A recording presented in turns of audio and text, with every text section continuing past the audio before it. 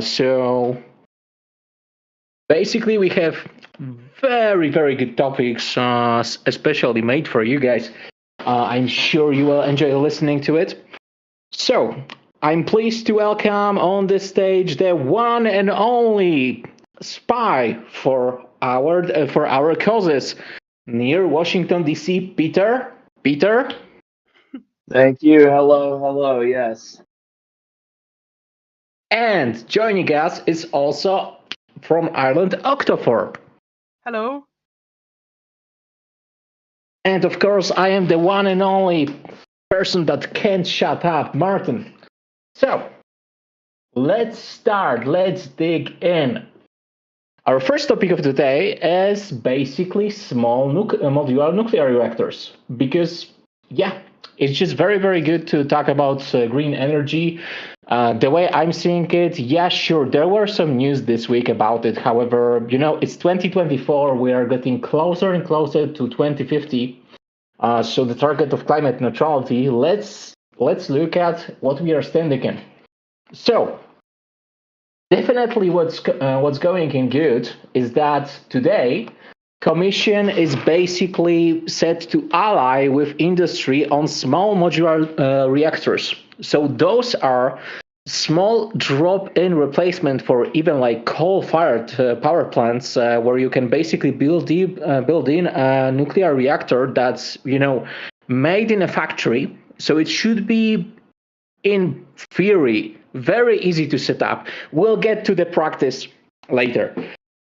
So it's great that definitely the European Commission is getting in on this, and definitely that will be great because for our climate transition, yeah, we will need this. We will need this.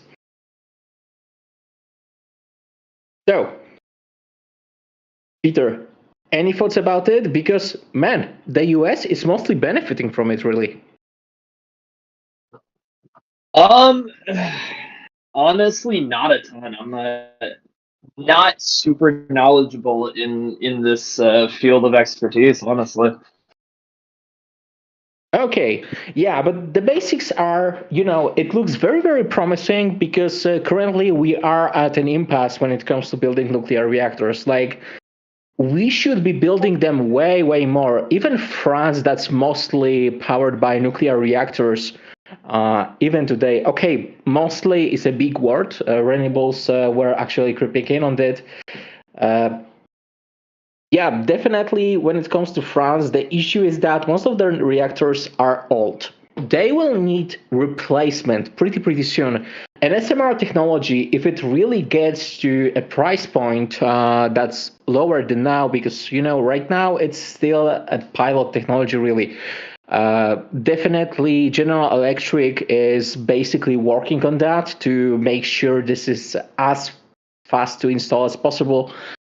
Still, we will need to replace those old reactors on our continent. It's great that we do have them, but they won't work for next 20 years or so, probably without any major refurbishment. So that's the issue I'm very, very worried about, because when Germany actually shut down their nuclear reactors, basically, if France has to do it for maintenance, we've had issues with energy prices, mainly because the French nuclear reactors went into maintenance.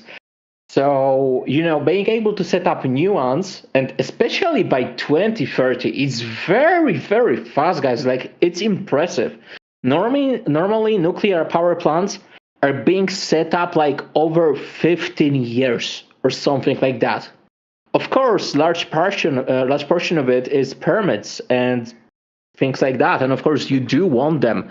Nuclear reactors need to be set up safely, but once you set up them safely, we shouldn't really worry about next Pripyat happening right at our door. Those issues were pretty specific to the sort of nuclear reactor that the Soviets were building, mainly because their nuclear reactor was supposed to be refueled while in operation. So that's one thing. And the second thing, they were using it to produce plutonium, guys. So those reactors aren't designed for that. It would be actually pretty hard to refine plutonium from spent nuclear fuel. And also, we have finally a deep geological repository in Finland. So that's actually great to actually use it and stock it up. So yeah, I'm very, very happy with this. Poland is actually leading the charge here because Orlen invested a bunch of money in a Polish nuclear power plant, and I hope to see it online very, very soon. There were speaking about some delays, some permit reviews, etc. I just hope it doesn't go to waste because, man, those things were set up over like last 3 years. So if they're start building it now, we will be on track to have a nuclear power by 2030, and that's just great. Another thing is that that's something that happened actually last year. So Northvolt, which comes from Sweden, basically had a breakthrough in sodium-ion battery technology. Sodium-ion isn't something you will find in your phone over even like next 50 years probably, but they're cheaper, way cheaper than lithium-ion batteries, and you can scale building them way, way more. They don't require exotic materials. Like you don't need lithium, you don't need nickel, you don't need cobalt, you don't need even graphite. This just needs Prussian white, which is something that has been used for hundreds of years at this point. We know everything about it and the properties. So we could achieve about 160 watt hours per kilogram. So this is 2 times worse than lithium-ion batteries, which are like 200 to 300 watt hours per kilogram, but still 2 times worse. If this is for grid storage, it doesn't really matter for you that much, right? It just can like be in one place. Even when it comes to EVs, you can replace the same heavy battery with something that has half the capacity, but it's still plenty for city driving. And I'm sure if this would bring the price down of the EV significantly, you could definitely want this. I would want this even. Like, hell, if it gets me around like 200 kilometers on one charge, I'm pretty happy to have a cheaper battery. So, yeah, I'm excited for the sodium-ion batteries. I think we will still see a use case for anything that requires like weight consideration. So, for example, drones. I think they're gonna keep throwing lithium-ion in because you can only have so much. Definitely. Yeah, with sodium ions, you also have. Yeah. Sorry if I'm getting into you. Like there's some delay. Good. Continue, please. Yeah, I mean that's it. Yeah, it's when we will of course have applications where lithium ion is still preferable. Like I can think of like also smartphones, but how often do you buy a smartphone? I still think like if the majority of batteries are sodium ion, the rest of like lithium ion battery prices I feel like are gonna come down because for a while there lithium ion was the top way to do batteries, and even if sodium ion isn't as efficient, it's still definitely worth pursuing because that just gives us another way to power things. And when we have more ways to power things that don't require the harmful extraction of resources, that's better for everybody. Definitely, man. One of the things that I do have is an UPS. My UPS has 2 lead acid cells. They are so heavy. It's so heavy. Sodium ion would, bring it better when it comes to watt hours per kilogram, like way, way better. The only thing going for lead acid batteries is their current density. Like you can have insane amounts of current on this, but you don't really need it for it in this application. Man, like sodium ion would absolutely make my UPS lighter or smaller, and it would deliver the same power because, my PC doesn't require the same amount of current the starter motor in my car requires. Yeah, exactly. You don't need the amperage or the wattage from the lithium ion batteries like for the the UPS. You said lead acid? Yeah, lead acid, good old lead acid, 100 years old technology. Yeah, I mean it works perfectly fine because all the UPS has to do is keep your computer on long enough so you can properly shut it down. Man, like I don't even know how much my PC can run on it. I actually want to do a stream where I will be compiling Gen 2 and I will be only on battery power, and this would be a speed run. But I would need to also manage energy efficiency, so I would need to downclock my CPU because it's overclocked right now. Man, it would be fun. Because like I never used the battery in this thing. Like seriously, my PC was running for like 4 hours on it, and sure, like modern computers don't require much power in standby, but still, it was very, very impressive. The only shame that I have with it is that it's so heavy I cannot like take it camping. Yeah, that makes sense. Portability and anything having to do with lead are kind of antithetical to each other. Yeah, but also, man, camping, when I think about it, like imagine if I would have something of similar footprint, but this was sodium ion. This would have higher watt hour per kilogram, so basically higher energy density, let's call it that, energy, not the amperage, or rather stored energy density. Man, like I could take this camping. When it comes to like camping battery, you really don't care how heavy it is once you lay it down, right? And you will have it in your car. So I really could see this becoming a hit because there are lots of requirements where you need that middle battery, right? Right? Like it shouldn't be that light because you don't need it to be that light, really. But at the same time, you want some of that precious juice in there. And I can see a really, really large segment on the market just being, based on sodium ion. Of course, not drones, probably not even gamepads, if you think about it, right? Like gamepad is still something you hold in your hands. You would prefer for it to be as light as possible, but at the same time, you could do it. It would probably be less premium or something, but if it's cheaper, then it's cheaper. Power banks is another big thing, like not even talking about those camping power banks I was talking about before, but like those power banks you actually carry in your pocket. You don't need it to be that light. No, yeah, really. I think consumer batteries, like anything the average person would use, sodium ion is probably going to become much more commonplace because for the consumer market, performance isn't as much of a concern. Exactly. So I think that if Norvolt goes at it, I want to have a big EU manufacturer of sodium ion batteries. I would definitely be their customer. And like when it comes to single family homes, for example, or even hell, like the apartment block I live in right now, it would be great if it would have like its own battery and solar panels on top. It could definitely, ease out on demand because, like combining it with nuclear power, you can't really shut off a nuclear power reactor that soon, right? Right, you have to do it. You have to start them up and shut them down in stages, if I understand correctly. Yeah, it takes hours basically to bring one on and then shut it down. And even in shutdown state, it will actually drain power from your energy grid for things like cooling. You need a few weeks for it to be like properly shut down. So, it isn't something we would ease the demand during the day with.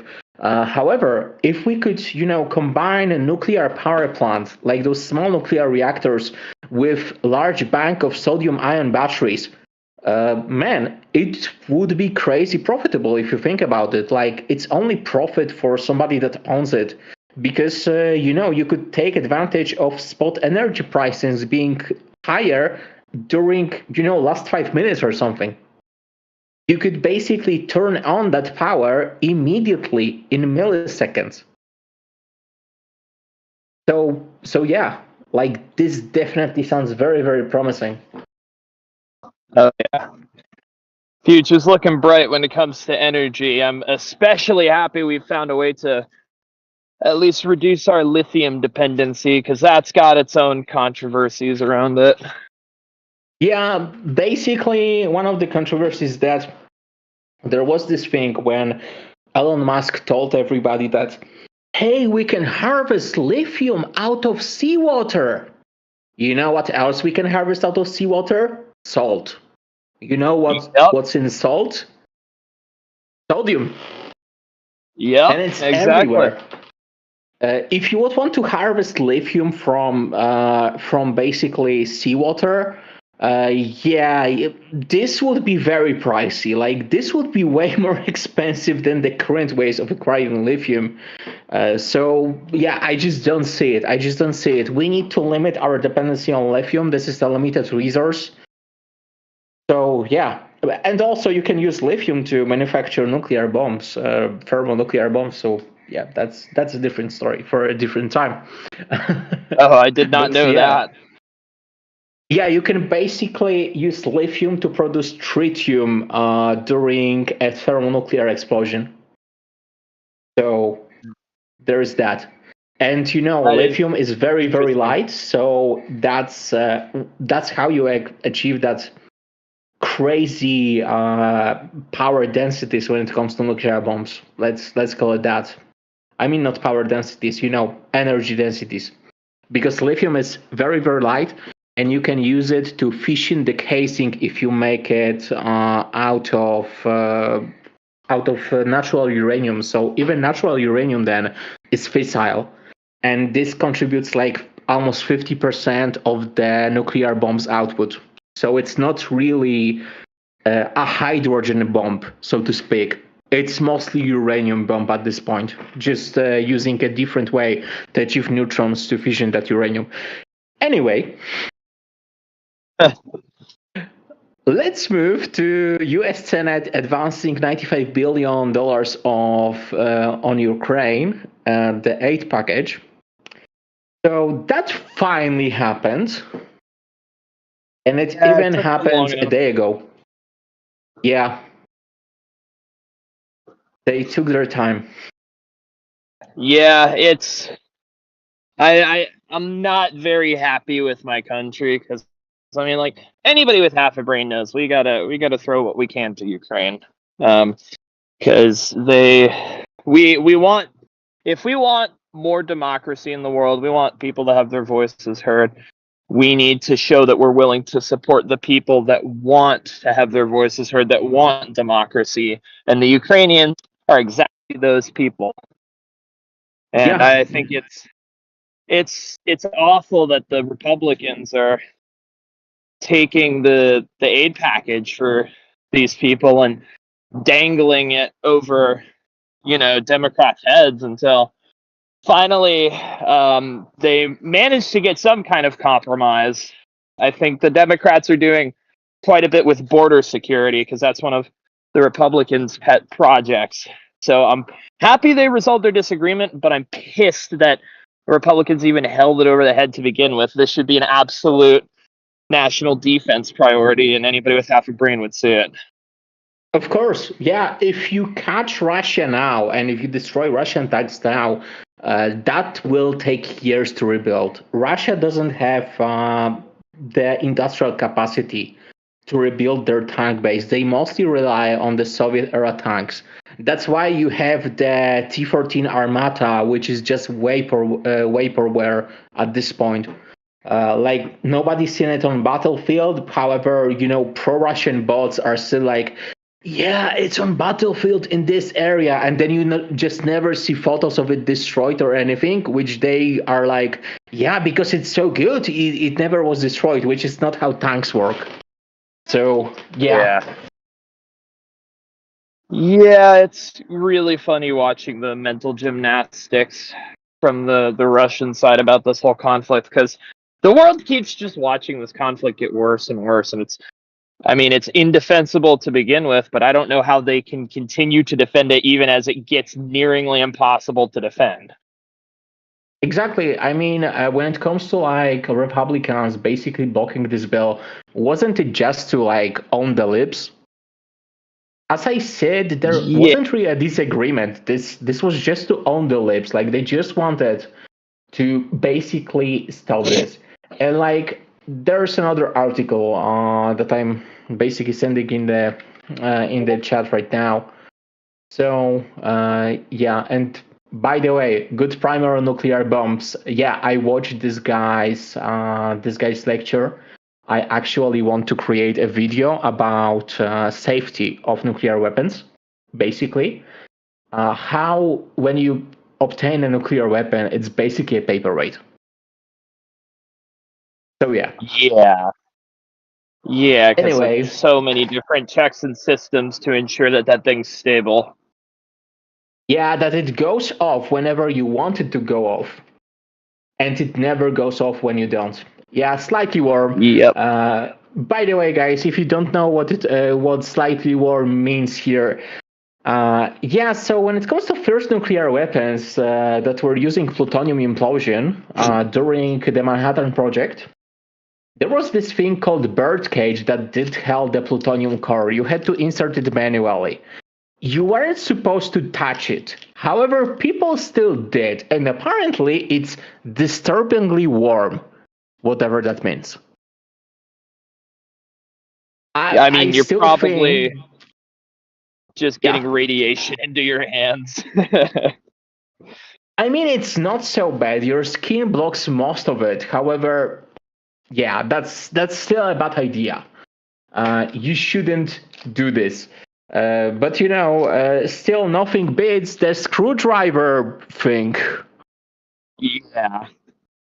Yeah, I just love to wake up in the morning and hold a screwdriver between two halves of beryllium neutron reflector. Yeah, just in my zone there, focusing, flourishing. That's the thing. That's the good thing. Okay, so slightly sadder thing. Basically, the EU aid was unlocked. It's mostly in loans, cheap loans, which is something that Ukraine needs. Ukraine has a very, very big deficit when it comes to their public finances, which I just don't think a lot of people in the West appreciate, that you actually want to, make sure that they can operate. Like, this country needs to operate first and foremost. When it comes to this deficit, so this financing actually helps a lot. I think they spend like 5 billion each month. So you need a lot of money. Yeah, no kidding. Yeah, that will go a lot. But when it comes to this being approved, and Orban arguing against it, when Kiev was being bombed, that moment, like, there was a largest wave of attacks we've seen in a few months. Yeah, it's just crazy for me that Orban still feels like he has any input into this. Like, this would be Hungary if Ukraine wasn't in the way. Yeah. Yeah, the Hungarian, I just don't know what's going on with Hungary. It's so weird. I feel like if you had two brain cells to rub together, you'd realize that pissing off the neighbors that surround you like twice in each direction is probably a bad idea. And especially when they're worried about their own national security because of what's going on next door. Yeah, so in fun news, Russia did complain today about mass drone attack on Russian territory. I mean, this takes one to know one, or this is just Schadenfreude at this point? Yeah. I think, as sad as it is to say, I think really the Russian public is very walled, and like they've got a big information wall up about this conflict because there's just so much propaganda, so much misinformation in Russia, and then you also have the people that just don't give a shit, the Russians who know that what their country is doing is horrible and just don't care. But I feel like the Ukrainians get better at better tech, better drones, and they're able to actually hit some targets inside of Russian borders. I know they've already done it, but if they're able to do it on a large scale, that could very much tip the war in their favor, because the Russians who once thought they were safe, now suddenly the war actually affects them, and it's not just, headlines on the news. Yeah, we will talk about the impact on it on Russia very, very soon, because we have some articles about Russian politicians not getting approval to basically run in the elections. And I'm just gonna say, like, it actually did hit me when it comes to AP News. So one of the candidates, Boris Nadezhdin, one of the first pictures is him face palming and having this grimace on his face. You can feel that he's just so disappointed, and this is a true patriotic disappointment of where your country is going. Like, you can feel it. I'm not crazy. I swear, this is how he felt. This is how he must feel. This is kind of how I felt about, law and justice ruling Poland, but in way smaller capacity. This at this point is wanting to save your country. Yeah, I can't imagine. PIS. Hopelessness. Yeah, Octa? I said I can't imagine the feelings of hopelessness. They're like, trying to, make something happen and then it's not working out, There's this YouTuber that I watch. He's called NFKRZ. So, edgy. Yeah. He's Russian, and I mostly watch his videos about Russia and what's going on in Russia and his reactions to that. And I remember when the war started, he was like, because he has this, he always opens his video with, "Hello, Blazers, this is your boy Roman, your favorite neighborhood Russian." And yeah, I remember that the war started, and he was like, "Hello, Blazers, this is your boy Roman, your favorite neighborhood." I feel so bad even wanting to say it. And you could feel the disappointment on his face, and I totally get that. He moved to the European Union recently. Mm-hmm.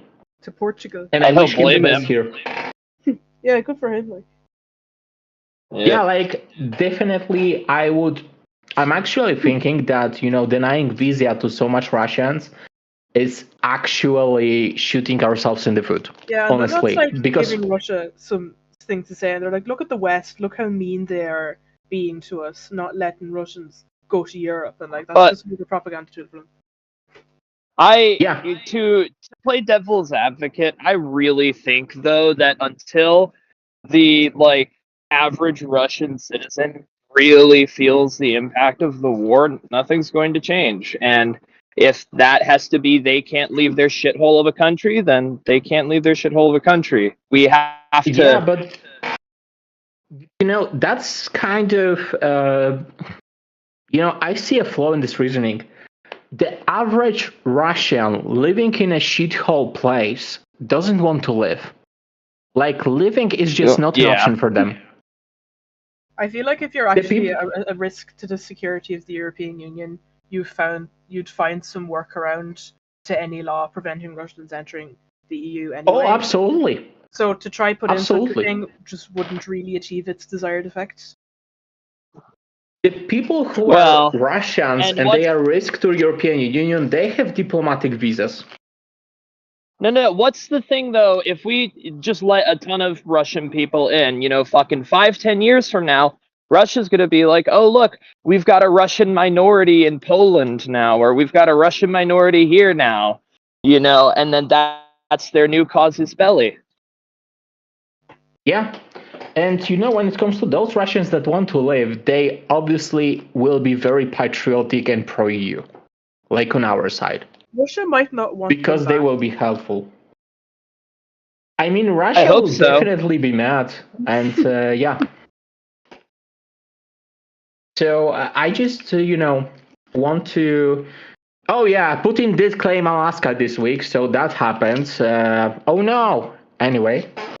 He claimed Alaska. I think the state of Alaska by itself could fucking take on a decent amount of the Russian army. Like, those motherfuckers have like 3 guns per household up there. Oh, yeah. Yeah, and also they would freeze over. Like, sorry, I've seen their special ops training and whatever in those Arctic regions. But I'm sorry, this always relies on them having fuel and having warmth, which is something when you look at Ukraine, you know that's not true about Russian army. No, they don't have nearly the equipment supply line to facilitate such operations. Oh, of course, their logistics suck. Like, they would have, like, what? One railway to transport large amounts of cargo with? Like, you could see that attack from, like, 2 years. So, before you were attacked, you will see for 2 years already that they're transporting large amount of shit using their one fucking railway. I'm sorry for swearing, but that's just how it is with Russia. It's just so brain dead, you can't be nothing else but emotional at this point. Like, there is just no way they could even do that, because, like, what, they would build their railways in Alaska during the occupation? Yeah. Like, okay, I know Russia doesn't value their soldiers, but still, like, soldiers building railways are pretty costly. You need to, teach them how to build railways. It's not so easy. No, and all it really takes is Ukraine getting enough munitions. They could do some pretty serious damage to Russian supply lines that way if they keep going after their railways. Speaking of, there is a new weapon that the Ukraine got. It's called GLSDB. And it's a cooperation between Boeing and our EU SAP, which is great. And you know what I like about it? I really think it's genius. It uses rockets that were actually in surplus and were being destroyed, basically, for money. So it grabs those rocket boosters, creates an adapter for the bomb, and it launches a bomb you could launch before that only from an aircraft. And then you can launch it in HIMARS. That is really neat, actually. Yeah, and it's also very, very precise. Has penetration capabilities, so even like reinforced structure, it can actually even count down the floors it went through to detonate on a particular floor. The bomb part of it isn't like very, very large. It's pretty small when it comes to bombs, but it's very precise. So you don't need it to be that big. But it's like still 250 pounds, so it's what, like 120 kilograms? It still contains as much explosives as I weigh, plus some. So, it's not that small.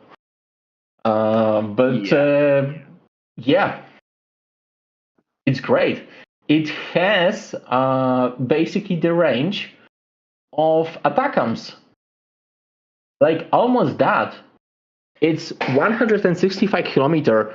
And if you can just use one precision bomb to take out one enemy aircraft that's of high value, especially since those bombs are pretty cheap. Yeah, it's basically an artillery shell launched by a rocket. So it will be very, very effective. It will be very, very fun to see what happens with it. Because, this is a pretty unique capability. Like, precision-guided bombs that Russia has aren't that precise. Let's call it what it is. This one has a secure error probability of like 2 meters. So you can pick a window it will detonate on. So that's great. Wow.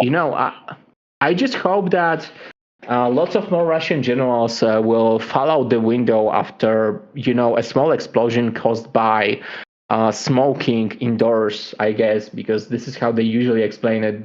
They usually explain that no, we're stupid guys. They aren't that good, which makes it 100 times worse, in my opinion. Yeah. Yeah, and where is Gerasimov? I am actually unfamiliar with this. Gerasimov? He has not been seen in a while. Yeah, Gerasimov is chief of the general staff of Russian army. So you would think during an active war he would be pretty visible, right? Yeah, the rumor is he was killed in Crimea, and indeed, Ukraine did a mass attack on Crimea. Visible since Gerasimov prior to the war or the special military operation, whatever it is called, prior to the start, he wasn't actually a general, so he was only pranked after the start of it. So I don't think he has that much of a range of abilities and permissions. So I wouldn't say he's somewhere. He could be that, sure, but he was only a spokesman, and it is. I haven't seen him in action at all. They're just confusing to me. He's just the face of the army, kinda. So I'm actually personally unfamiliar with who Gerasimov is.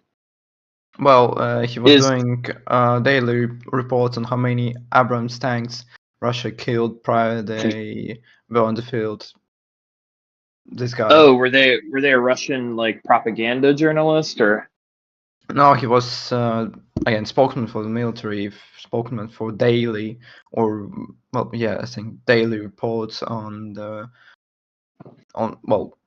on the TV and Minoborona, Ministry of Defense sources. He wasn't kind of some sort of a propagandist, but I mean, he wasn't doing much anyway. He wasn't in action. He was just reporting. Not a report. Okay. Like list of how many they have lost. Of course, the losses are just minute, and in terms of how many they have killed and damaged in terms of vehicle or soldiers, the numbers were high. It's always. I could send you a link actually to the videos he had. I just posted. Yeah, if you could. How many of whom Russian army did kill, but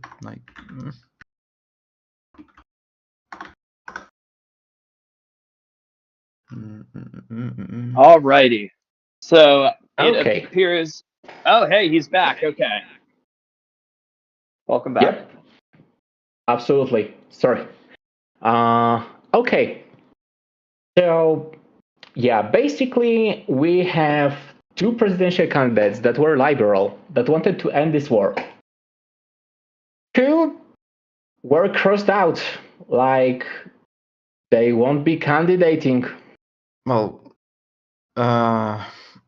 Dontsova won't be a candidate at all. She was stopped even prior to getting to SIG, which is Central Electing Commission. So they have denied the actual signatures application for her and told her that that her life, that her whole life is in front of her, which was kind of a threat. Not a threat, but the same thing was told to Navalny when he was applying to just register himself.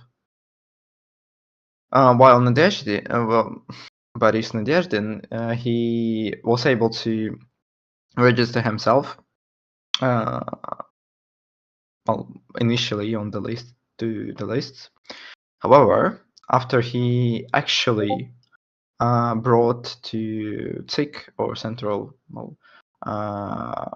Commission for the Elections, he brought 100,000 signatures as is required for the candidate to be officially, Which, by the way, is a crazy amount of signature. Yeah, like this is a crazy amount of signature in the first place. I don't remember how much it is in Poland, but I think it's like 1/10 of that. Let me check quickly. Well, it could be due to the scale of the country's population. I assume they have some sort of a criteria. Yeah, basically you need a 5K in each place where you're candidating. This isn't for the president. It's for MPs and senators. But still, like, it's hard to get those 5K, by the way. Yes, I know. It is indeed hard, especially if you're going for the senator, which God knows who as these people, for an ordinary citizen, since they aren't on public all that much. For instance, we had what it's called. We used to have elections for the governors of the oblast, or Krai, or Autonomic Republic, and all the stuff, but they were actually cancelled. Now we have them only in some particular subjects, federal subjects in this meaning. So speaking of the presidential elections in Russia, Boris Nadezhdin, he had a huge amount of followers since the whole opposition were more or less cheering up for him and transferring all the media resources in order to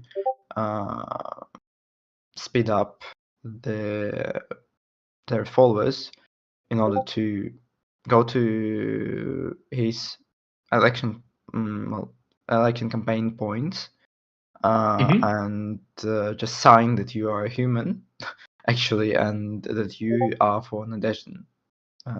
Simple as that. That's a crazy amount of steps, really.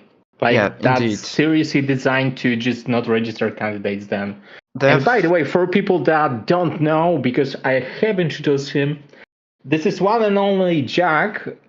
He comes from Russia, so he knows what he's speaking about. That's why he's with us today, because, of course, Russia isn't in European Union. That's a fact. However, Russia is still a country that has a great impact on us. So that's why I am personally interested in what happens in Russian elections, and I think everybody should be. Yes, indeed, within the population of Russia, since we are kind of atomized society. Sorry. So in regards to Nadezhdin, he was able to get over 150 signatures so far, and then they have stopped the count. And he was able to bring 100,000 again signatures to CIC.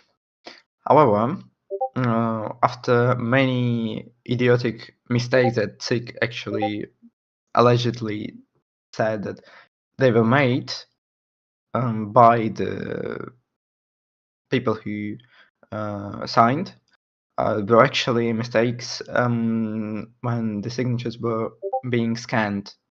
So that's the fault of the CIC. And then after some time, they have denied the registration completely, since approximately 9% of the signatures were not admittable. That you can't just apply with them for some reason, unknown reason. They had some sort of a 20K. This is just meddling at this point. Like, this is election meddling, because when it comes to signatures here in Poland, the only way you can basically suspend somebody from registering is that if you suspect a large amount of them are faked and that they aren't real people. But then the court verifies them in the population registry. And that's pretty much it. If, of course, they were faked, the candidate faced consequences for it. Or people were gathering, signatures for him. But, it needs to be a large number because it doesn't matter. Like, this step is literally so we don't have hundreds of candidates, from your uncle to your aunt that basically doesn't like your uncle, who her only platform is that she wants to, make life of that uncle horrible. This is the only reason we do gather the signatures, and I think this is crazy. This is one of the very, very clear examples of why Russia isn't free. The lack of transparency here is just crazy. Would I have voted for him? Maybe. Well, I don't have. That's a smart response, man. Let's keep it at that because this is a dangerous territory. Well, I have the right to vote, so I can vote for anybody, basically. Or I can damage the voting place, and that would be my vote. And write somebody up, and who knows? Yeah, but yeah. The most idiotic actually thing that they have invented recently, well, a couple of years ago on the prior elections, or the elections before, I don't even remember, the electronic or e-voting or some sort of this stuff. I'm not going to use the system. I just want to go to the voting point and probably vote on paper, since, well, when you're doing this online, you could be easily, it could be faked. Your vote could be. It could be also tied who you voted for. Yeah. Like very, very easily. It could be altered. Paper has its advantages. Like, I'm a guy that's very, very into IT. I'm kind of a tech bro, really. But at the same point, I wouldn't introduce electronic voting here. I think paper is pretty good. Paper basically makes it anonymous, because once you give somebody the paper and you make rule that somebody cannot, just go with this paper anywhere and skew it, it's pretty tight. It's pretty tight, because also attacks on paper voting don't scale. When it comes to electronic voting, if you allow that, you could potentially allow for like large-scale malware attack. If anybody can do it from, their home. You just need to infect every one of those machines and then show to them that, they voted for this person, but actually the vote went for a totally different person. And this attack would scale. That's the scary part.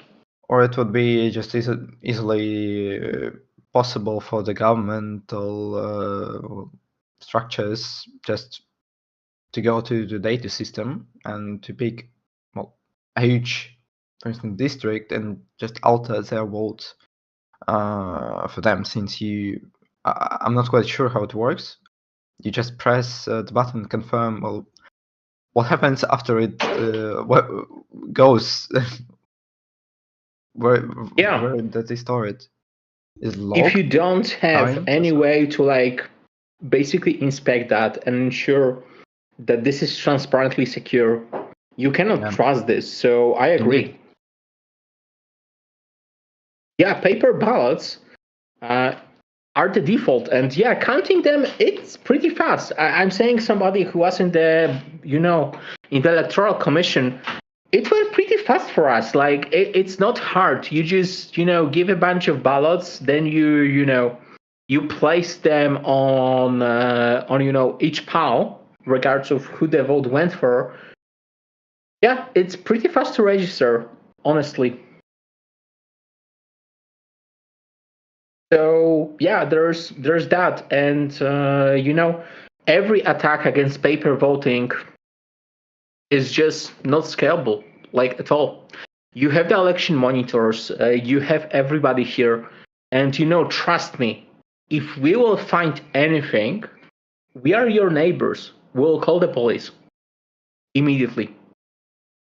But you also need, the trust in the police then, which is something you don't really have there in Russia, right?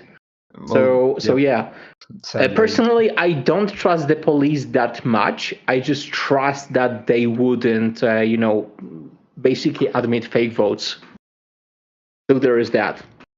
And also, joining us from Portugal, the most Western Eastern European country is none only than B. Russell. B. Russell, introduce yourself. Hello, guys. How you doing?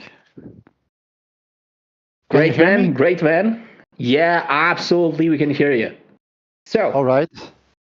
You came up to us with, basically wanting to tell what Rewilding Europe is doing, which is a project I'm greatly passionate about. I actually watch YouTube videos about, rewilding. Especially in like Netherlands, for example, we sent bison from Poland. So like European bison could be reintroduced into those lands. So that's great because, nature is very, very important. We need to preserve it for our kids, basically. Absolutely, I agree with that. I'm a biology student. I just finished the course recently, actually. And I just want to talk a little bit about rewilding, about what it is, what can achieve, and specifically rewilding in Europe and the whole nature conservation situation in Europe, which I think it's Congratulations on finishing your university, man. Oh yeah, no problem. Wish you all the successes. Thank you very much. So what is rewilding exactly? Rewilding is basically a philosophy in nature conservation. And there are very different definitions, actually. There are tons of different definitions. But the two basic ideas is that, well, for once, the word itself already gives it away, right? Rewild, to restore to wilderness. And that's kind of the aim. The word is kind of self-explanatory, right? But at the same time, I don't really think most of the people listening to this will actually understand what it's about. Because, for example, you have an old quarry, right? Yes. How do you rewild it? Because you can't just fill it in with exactly what was there before.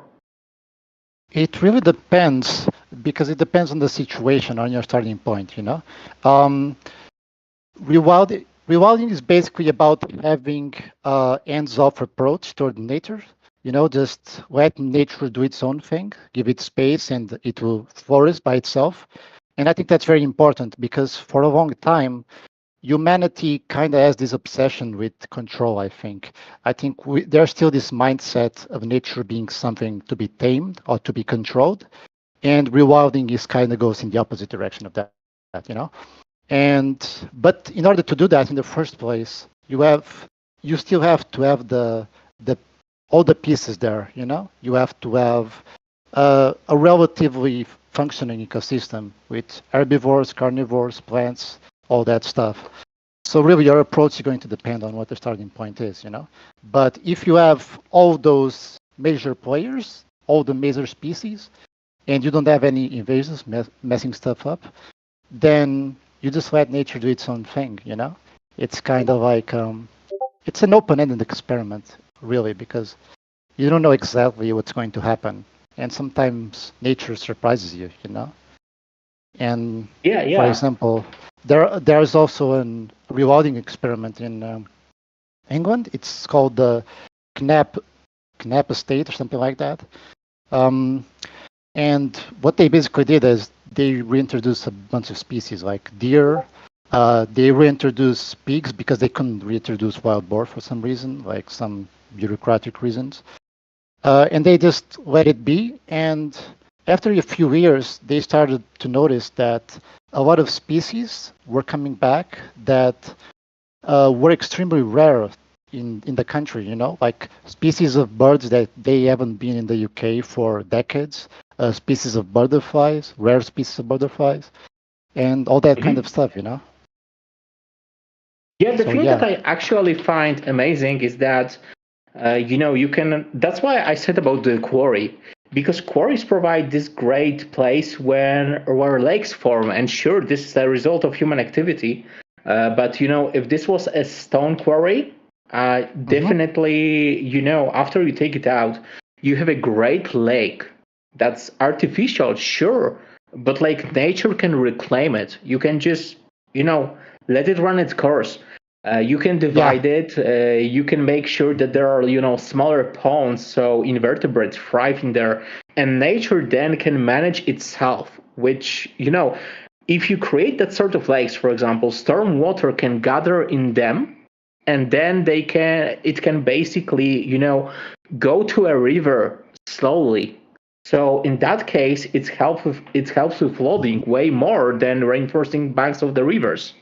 Because if a river, if it gets less water, then there is no flooding. Exactly, and the goal here is not to go back to some glorified version of nature, because that ship is long gone by now, but to try to create a future where human beings and nature kind of coexist relatively well, And I also want to talk a little bit about rewilding, specifically in the context of Europe, because it's a European server, and I think Europe also has I think it's in a unique position when it comes to nature conservation, because it's a relatively small continent with a high population, and we don't have that many of the large pure wilderness areas that they have in other continents, like in Africa, for example. Absolutely. But on the other hand, there's also lots of interesting things going on. We have a lot more forest now than we have 100 years ago. 100 years ago, for example. We are one of the few regions in the world where forest is actually growing, which is actually pretty good news. And if you check the statistics, there's also been a bit of a wildlife comeback in Europe when it refers to large animals, like wolves, bears, European bison, beavers, all kinds of really important species are growing in population. And that's something you don't see in many parts in the world, like you see the opposite in many parts of the world. Africa is struggling with rhinos, for example. So it's something that we can be proud of, because there's so much negativity surrounding everything in general, but specifically when you hear news about the environment, they tend to be negative news, right? But it's true that it seems like at least Europe seems to be doing something right when it comes to nature. Yeah.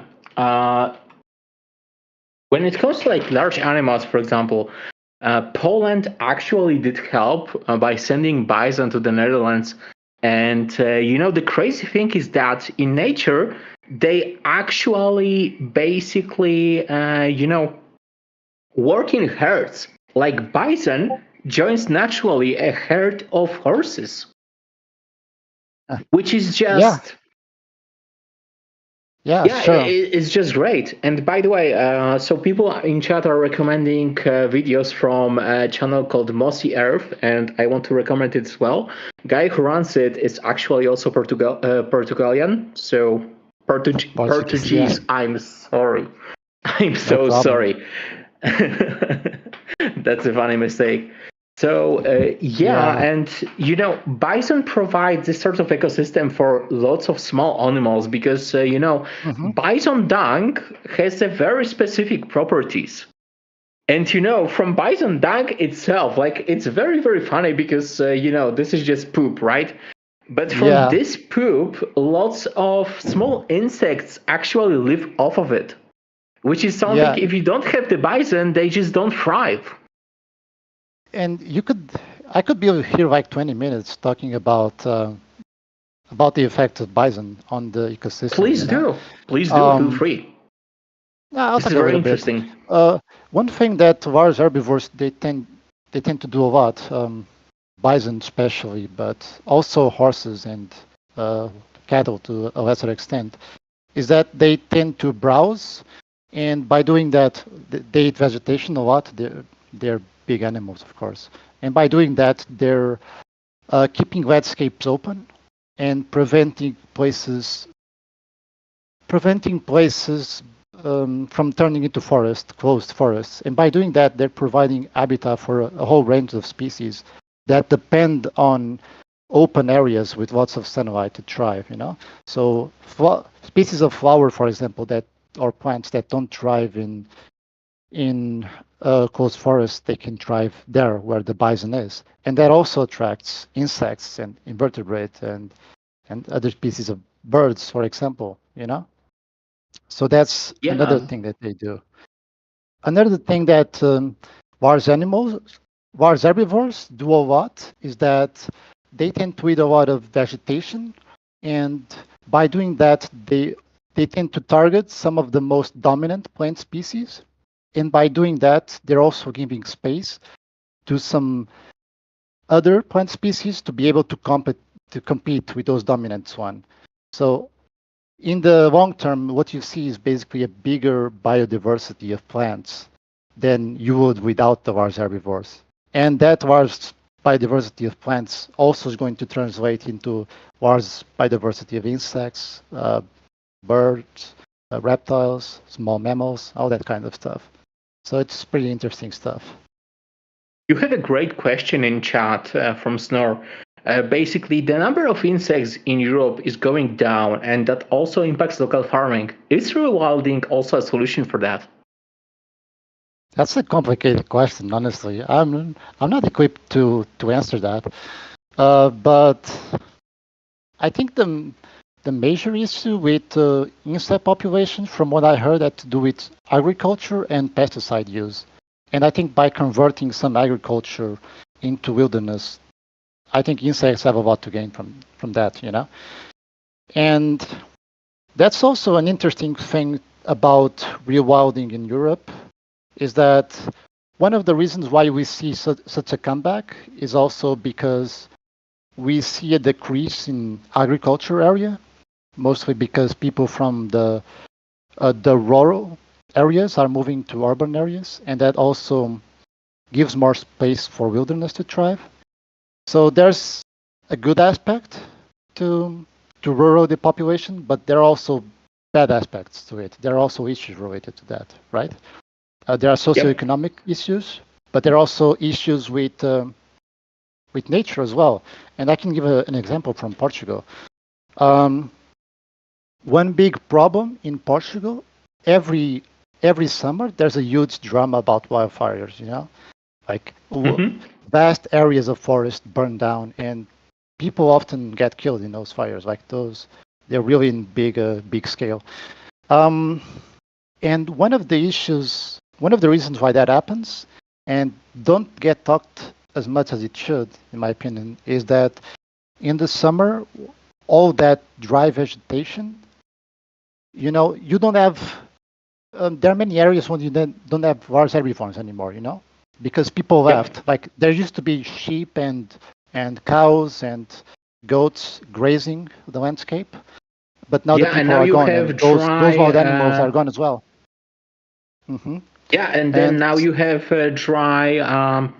basically dry grass. That's great for fires. And that's terrible because it's so easy for a fire to start, and not necessarily. Fires by themselves are not bad things, of course. Like they happen naturally in the Mediterranean ecosystem. But the problem here is that because there's so much dry plant mass, the fires, they grow much larger than they were supposed to, and they get a lot more destructive than they were supposed to. And rewilding can provide a solution to that by simply reintroducing large herbivores. Bison, for example, wild horses, deer, wild boar. Those are all species that can very well manage to keep plant growth under control, and that's super important. And that's I love all those animals, but when it comes to boars, like I have personal beef with them. I've been chased by a boar so many times in Wrocław, which is kind of good. That means the ecosystem is pretty good here, right? But at the same time, man, it was crazy. Yeah, I only see them one time, honestly. Streets of Wrocław. Sorry, excuse me? Are there wild boars just roaming the streets of Roslov? Not the streets, the outskirts, and I live Yeah. on the outskirts. So one time I was basically coming back from a drive. Like, I just go for a drive sometimes to like clear my head. So I'm going back home, Yeah. and then there's this wild boar on the side of the road. So I flash my lights at him. So he gets scared, he runs away. Good. I don't want to kill a boar with my car. And then he starts running after me. I assume the car was Yeah. faster than him. Yeah, I was faster, but I had to run a red light to escape him. Like, Anyway. it was kind of crazy. I actually did text, emergency services, because you can text emergency services in Poland about that. I don't know what happened next with that, but I'm sure there are just dropped off to the nearest forest, which we have a lot here in Poland, in Wrocław especially. There is this forest on the outskirts. Yeah, he just wanted a ride. Yeah, sure. If he's called, if you're called, then he's called. Let him in. Yeah, for sure. Yeah, but we, for example, have this little forests which are between the fields, and you often find boars in it. Like, I went to pee in that kind of forest once, and it was dark, so I didn't see the boar. So I'm just doing my thing. It's the forest, nobody cares, right? It's not something gross, really. And then I see those flashing eyes and something roaming at me. So I run. Wow. I never run so fast in my goddamn life. Turns out I probably get close to her youngs. So yeah, good parent. Yeah, But still, I imagine that must be a scary experience. I've seen boards, but I haven't been chased by one, thankfully. But Poland seems to be a really cool country when it comes to nature, Like, I've seen lots of videos of like wild Bobek. boars inside like Polish cities and stuff also like that. beavers. And also Yeah, beavers. and the Bobber video also. It's a huge meme in Poland. Now, Exactly. I have a question for you, Russell. right. Rewilding, that's just, as I understand it, that's just taking space and reintroducing it like wild and repopulating it and with like the wild fauna and everything, right? Yeah. So You I can have see a that. question. I have a question then. We in certain parts of the EU, we do have a housing crisis. What is the reasoning where we should, and I'm just playing devil's advocate here, I'm a big lover of nature, but there is the question where if we have this land that nobody's using, why, if we have people that do not have housing, why aren't we developing it, possibly into more housing for Europe? The places that you're going to rewild are going to be first and foremost like really remote places, They're probably places that are already pretty wild to begin with, or areas that used to be agriculture fields a few years ago, And people don't need that much space, actually. People can live just fine. In cities, for example, they don't take up much space. You go look at any country, even densely populated countries, and cities, villages, like buildings, they occupy like 1-2% of total space maximum, And to me, I'm not an expert on the subject of the housing crisis, but I think the solution passes by building more houses where people want to live, which tend to be large or medium-sized cities, because no one really is going to, very few people are going to be wanting to live in the exact places where we're going to be rewilding. You know what I mean? Yeah, that makes sense. That makes sense. Rewilding the land probably isn't appropriate for many other uses. Yeah, and like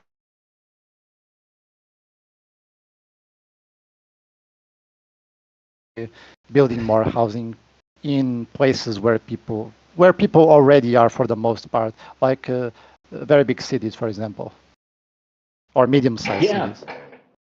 Higher density is actually great for nature. So that's actually why I think, Wrocław is kind of great because here everything is kind of high density. Hmm. I love So, Wrocław. And it's good for people as well. If you live in a place with high density, you can just like walk 5 minutes to a bakery or something. You don't have to Yeah. drive anywhere. You can public transport makes a lot more sense, and overall, like things are more efficient. Like resources are used in a more efficient way. If everyone lived very far apart from each other, you'd have to drive everywhere. You have to build a lot more plumbing than you do now. So I don't know. The way I see it, high density is the way to go, personally. yeah, like especially plumbing, like people don't appreciate plumbing enough up until they don't have it and they have to order a poop truck to take it away. I'm sure there is a better name, but I just love, the poop Yeah, for truck sure. nomenclature because it was very, very funny for me that in Dubai, when it comes to, Burj Yeah, the Burj Khalifa, Khalifa, right? Yeah, I've seen that. you had poop trucks, which is just so like how you can have a city without large pipes to carry away the poop. Like I think at this point you aren't in the city, right? Like if you need a poop truck, you just aren't in the city. And the plumbing here is great. The water here is great. Like actually, you can drink it from the tap, which is something that's very, very common in the EU. By the way, for people that are listening from outside the EU, like we just drink water from the tap usually. Like sometimes with a filter. I personally have a filter, but it's more due to the taste preferences, not due to something being wrong with the water. I drank it for years, but from a filter, just it stays sweeter. Like it's better. But that's pretty Yeah. much it. Absolutely. And I want to respond a little bit more to Peter because I also think this is an important point to make. And this has to do with the organization that I wanted to talk about, regarding Europe. So they're basically a pan-European organization. They're headquartered in the Netherlands, but they work pretty much all across Europe. Like Croatia, they have sites in Croatia, Portugal, Spain, Bulgaria, etc. And they tend to work very closely with the local communities in these areas where they act. It's 8 areas, by the way, all across the continent.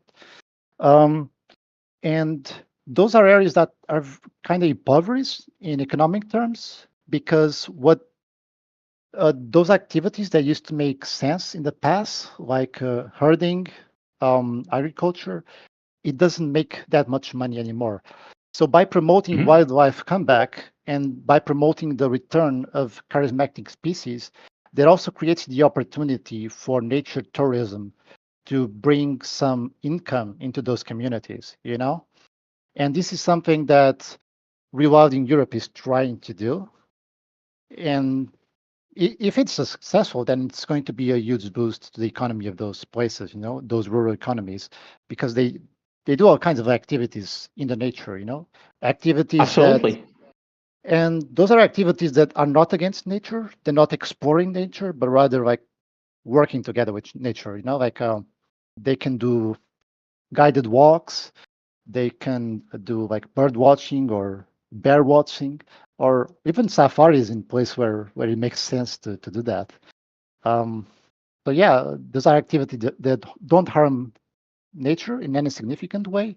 And if it's successful, then it's going to be very good for those local communities. And who knows, more I can people talk. might live there. Sure, go ahead. Yeah. I can talk from my experience about this because I went to a place like this, which was financed by the EU funds and local government. So we have a place where basically we have, fish farms in those natural lakes. And there is a restaurant like on the edge of it, which serves only local fish from like local streams and local lakes. Locally ground beef, locally ground pork, And it's great. Like, I actually drove 45 kilometers for it. It's not on a major highway. It's not, on express road or anything. You drive on an express road, but then you come out of it. Mhm. And it was worth it, man. Like, seriously, the experience is great. Like, fish that was just caught this day when Yeah. you're eating it just tastes different. And the thing is, people want to experience nature, right? Like there are people who take flights to Africa to go to the safaris and stuff. That's very common, and people pay a lot of money for it. So people clearly like nature, and they want to be around nature, and they want to experience it. So why not? Why not, instead of taking a flight to Africa, why not going to someplace closer by? And that can become a reality in the future. With all this wildlife Exactly. coming back. And Yeah, so with just, set this up locally so people can experience it. Exactly. Like Yeah. during a weekend. You can just drive there during a weekend and you can experience that. There are lots of mental health benefits to it.